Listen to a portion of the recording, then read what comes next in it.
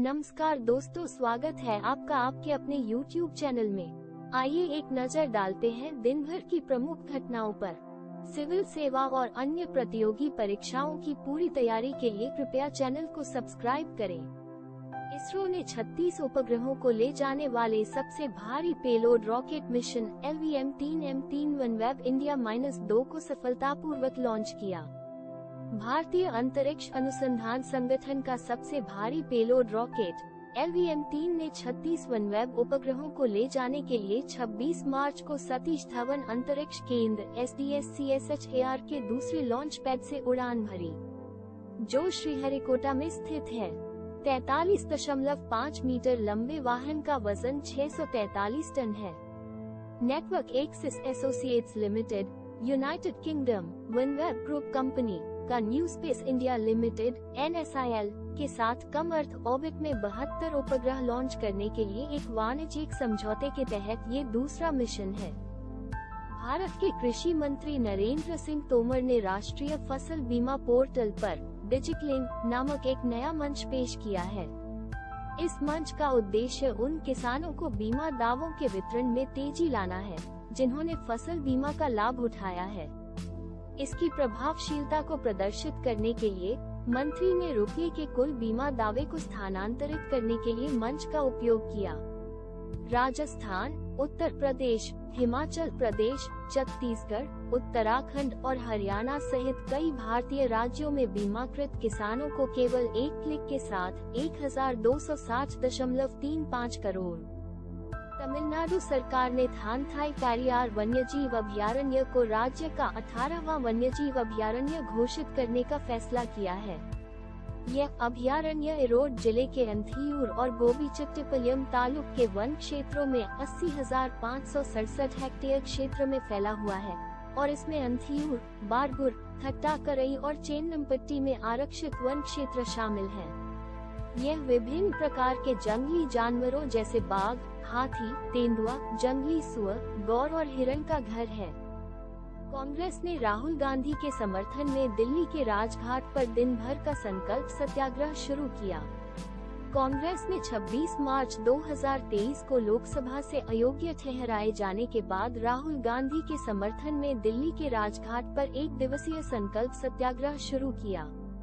Party की दिल्ली के कई नेताओं ने भी विरोध प्रदर्शन में भाग लिया, जबकि पुलिस द्वारा सत्याग्रह की अनुमति देने से इनकार करने के बावजूद बड़ी संख्या में पार्टी कार्यकर्ता कार्यक्रम स्थल के बाहर जमा हो गए। एक पत्र में दिल्ली पुलिस ने कहा कि सत्याग्रह आयोजित करने के अनुरोध को कानून और व्यवस्था और यातायात कारणों से खारिज कर दिया गया था और धारा 144 CRPC के तहत राजघाट और उसके आसपास निषेधाज्ञा लागू की गई थी। न्यूयॉर्क में संयुक्त राष्ट्र 2023 जल सम्मेलन में यूनेस्को द्वारा प्रस्तुत एक रिपोर्ट से पता चलता है कि दुनिया की आबादी के एक महत्वपूर्ण हिस्से के पास अभी भी सुरक्षित पेयजल और पर्याप्त स्वच्छता तक पहुंच नहीं है।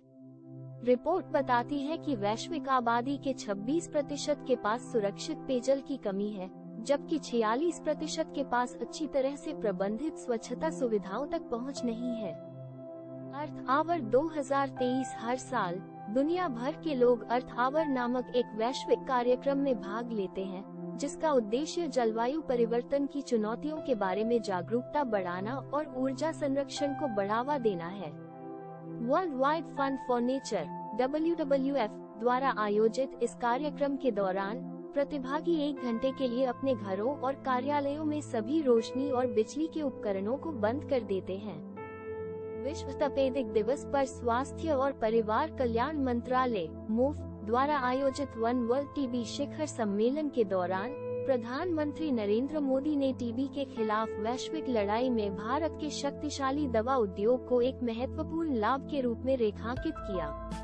उन्होंने ये भी उल्लेख किया कि भारत ने वर्ष 2025 तक टीबी उन्मूलन का लक्ष्य रखा है।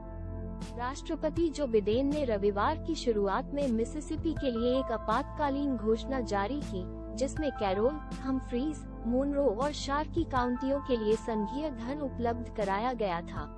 ये क्षेत्र शुक्रवार की रात एक घातक बवंडर से प्रभावित थे, जो मिसिसिपी डेल्टा के माध्यम से सबसे गरीब क्षेत्रों में से एक था। अमेरिका के मिसिसिपी में कम से कम 25 लोग मारे गए और दर्जनों अन्य घायल हो गए, क्योंकि भारी तूफान ने इसके घंटे भर के रास्ते में कई शहरों में तबाही मचाई। अलबामा में अपने घर के ट्रेलर के कई बार पलटने से एक व्यक्ति की मौत हो गई। भारत ने कनाडा के दूत को तलब किया, मिशनों और वाणिज्य दूतावासों पर हमलों पर विरोध दर्ज कराया। संयुक्त राज्य अमेरिका और यूनाइटेड किंगडम द्वारा दोनों देशों में अपने मिशनों पर हमला करने वाले खालिस्तानी समूहों पर नई दिल्ली की नाराजगी को आमंत्रित करने के बाद भारत ने अब कनाडा के साथ भारतीय राजनयिक मिशनों और वाणिज्य दूतावासों के खिलाफ अलगाववादी और चरमपंथी तत्वों की कार्रवाई को हरी झंडी दिखाकर विरोध दर्ज कराया है। विदेश मंत्रालय द्वारा रविवार को जारी एक आधिकारिक बयान के अनुसार कनाडा के आयुक्त को विदेश मंत्रालय द्वारा तलब किया गया था, जिसने पिछले सप्ताह हुए हमलों पर भारत की गहरी चिंता व्यक्त की थी। महिला विश्व मुक्केबाजी चैंपियनशिप, भारत ने 2 स्वर्ण जीते, नजरें आज 2 और पर टिकी हैं। विश्व चैंपियन बनने के कुछ क्षण बाद 22 वर्षीय नीतू घनघास भारत के राष्ट्रीय कोच भास्कर भट्ट के पास दौड़ी और उनकी बाहों में लिपट कर रोई। 30 साल की स्वीटी बुरा ने कैमरे की ओर अपनी मुट्ठी जमाई, भारतीय झंडा मांगा और उसे लहराया। शनिवार को यहाँ महिला विश्व मुक्केबाजी चैंपियनशिप में भारत के लिए 2 स्वर्ण पदक दांव पर थे। नीतू पेरिस ओलंपिक में गौरव की उम्मीदों को संजोए हुए और स्वीटी कई लड़ाइयों की अनुभवी। दोनों ने निराश नहीं किया। रविवार को निखत जरीन और लवलीना बोरगोहेन के लिए गोल्ड रश पूरा करने के लिए